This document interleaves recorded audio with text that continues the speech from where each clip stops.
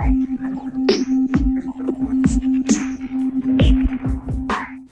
I'm Jen. This is the video where I tell you guys how I lost 10 pounds. First off, I want to say that I am not a dietitian. Every body is idiosyncratic, which means that every body is unique. What techniques work for me may not particularly work for you. We all just have different body types, and this is just how I lost 10 pounds. So let me start off with the general stats of my body.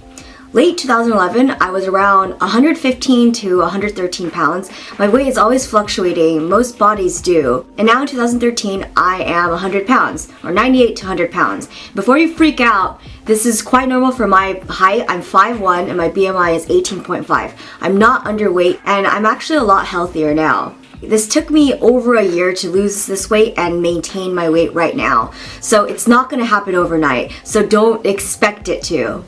Number 1, take a picture of everything you eat. I know it sounds ridiculous. This is actually really important because just the conscious effort of taking a picture of your food, stopping and hold your appetite for 5 seconds, it makes a big difference. Every week you kind of can see what your diet was like. I personally use an iPhone app called The Eatery. It's super slow because the people who created it have kind of left it on the back burner, but it's still functioning and it's something that I use religiously. I took over 1,000 meals on that thing, and it's been helping me a lot to moderate what I eat. And so if I eat a donut on Monday, I'll remember that I ate that donut until Friday where I can eat another donut, you know? You'll start gathering data about yourself and just truly learning what it is. Take pictures of the good meals that you eat and the really crappy foods that you're eating. I found that documenting my food really makes me excited for my meals because I view food as a treat. If you don't have an iPhone, just take a picture with your cell phone, upload that into your laptop maybe every month, and just kind of see what you ate. It's no different than writing down the food, but I just think that taking a picture with your cell phone is a lot easier. Number 2. Carbs for me are the devil. I'm quite aware that there are good carbs, aka complex carbohydrates, that are good for you and break down slower in your body. And there's also bad carbs like refined carbohydrates. That's the really soft Wonder Bread carbs that are freaking delicious. I personally just try to avoid carbs as best as I can because I personally would just rather use my calories on proteins, veggies, fiber, you know, just other things that aren't carbs. If I really think about it, I probably eat carbs maybe once or twice a meal. I always try to make one meal of my day just completely carbless. There's addicting components in carbs, so I just try my best not to fall into the cravings. I found that I gradually weaned off carbs. I stopped ordering fries at restaurants. Get a side salad instead. You're already treating yourself out because you're eating that freaking yummy burger. There's really no need to overindulge and get that pile of garlic fries, even though they're really good. Your body's gonna thank you after. When I'm eating pizza, I won't eat the crust, even though it's my favorite part, especially if there's like a garlic dipping sauce in it. When you're eating a sandwich, take one slice of the bread off so it's kind of an open-faced sandwich. And when I'm deciding which bread to flip off from the sandwich, I always make sure I keep the side of the bread that is soaked with the yummy sauces, like whether it's light mayo or honey mustard or something like that. I just keep that side on and just throw the rest of the carbs away. They're very subtle changes, but gradually they're going to help you wean off the carbs and just be a lot more healthy. Number 3, remix your meals. That means that recipes aren't confined to what it says on the paper or what already comes into your meal. Remember, you can modify your recipes. You can add things in, you can take things out. For an example, instant noodles are one of my favorite meals. It's, you know, just kind of a staple if you're a college student. What I do with my noodles is that I break off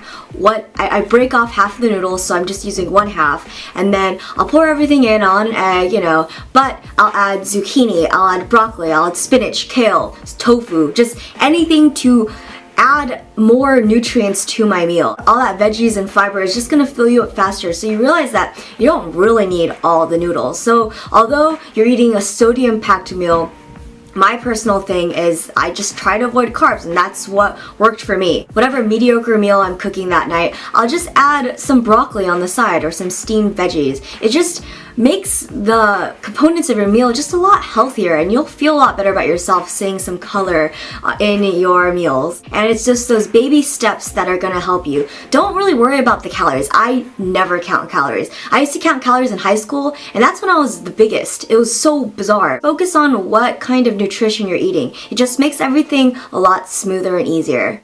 4. Water is your best friend. I've had this canteen for probably a year now, and it's kind of my safety blanket. It's always around me 24/7. It's always next to me when I'm filming, at school, next to my bedstand, when I wake up. You know, I get thirsty in the middle of the night and I'll just start chugging the water. Try to sip water maybe 3 to 4 times an hour, and you'll realize that most of the time when you're hungry, you're either just thirsty or you're just bored. So water can be your best friend. Ditch the soda, ditch the juice. I stopped drinking soda probably in high school, and that helped a lot. You might as well just eat the actual fruit, because although some juices have vitamins in it, you lose all the fiber, which is what burns the calories when you're digesting it. Juice is essentially just liquefied sugar. So if you're looking for the vitamins or the nutrients, I would say just to eat the actual fruit, because then you get filled up and you get the vitamins, and it's just nice to chew on something rather than just, you know, shoveling it and let it drizzle down your mouth. I prefer chewing it. 5. Exercise. Of course you need it. I've heard somewhere, I don't remember where, that losing weight is 80% of your diet and 20% of exercise. I think exercise is important if you want to have like a toned, sexy body. If I'm not going to do cardio, I'll just stay indoors and do Vlogilates, which is one of my favorite YouTubers. Her name is Cassie Ho, and she has great workout videos that are around 5 to 19 minutes long, some of them. And I just do that in my room, and I try to do that probably 4 to 5 times a week, and that's for strength training. And I absolutely love her. She has this vivacious and bubbly energy, and she does the workout with you, and she talks with you the entire way. And I just love her. I think she's the one who keeps me going to exercise. So if you're ever watching this, Cassie, I want to say thank you for molding my body to what it is right now. I used to do cardio in the summer, and that's when I was using the treadmill all the time. I would run maybe 2 to 3 miles 3 to 4 times a week, but I stopped doing that because it's just so cold to go outside to the gym. I know it's a stupid excuse, but I think the holidays really kind of fattened me up and made me a little bit more lazy. I'm probably gonna get back into the groove of it once the weather warms up, but I find that listening to music and exercising didn't really help me at all. Music just wasn't enough of a distraction to me. That's how much I hate working out. I would usually just put a YouTube playlist on my smartphone, and I'll just watch the YouTube videos as I'm working out. Another trick is to walk everywhere. If you park your car somewhere, forget the parking spot that's right next to the CVS. Go park all the way to the end where the trees are, or where, I don't know, some giant cow plantation is. Just park as far as you can and walk to the drugstore. Every step counts. It's all about gradual build-up. Usually, if I'm craving something, I'll either work out, I'll start painting my nails or something, I'll do my homework, I'll pound a really long sip of water.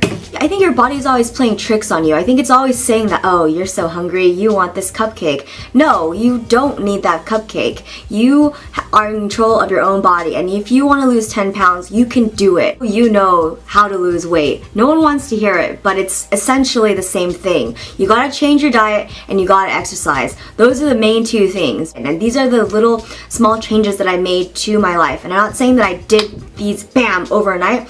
I think I started developing each rule around, I don't know, 5 to 6 months apart. If you mess up one day, it's okay. It's okay to mess up. You know, you're a human and you have needs and cravings, but just don't give up. Every meal is another chance to, you know, fix your diet, I suppose. If you have any diet tips down below, feel free to let us know. And remember, if you don't agree with something I'm saying to you guys that I'm not a dietitian, I'm not a doctor, I'm not a physician, I'm just a normal girl who did these things to lose weight. Whew. If you have an Instagram, my username is I'mJennim. You can follow me if you would like. So I'll talk to you in my next video, and see you later. Bye!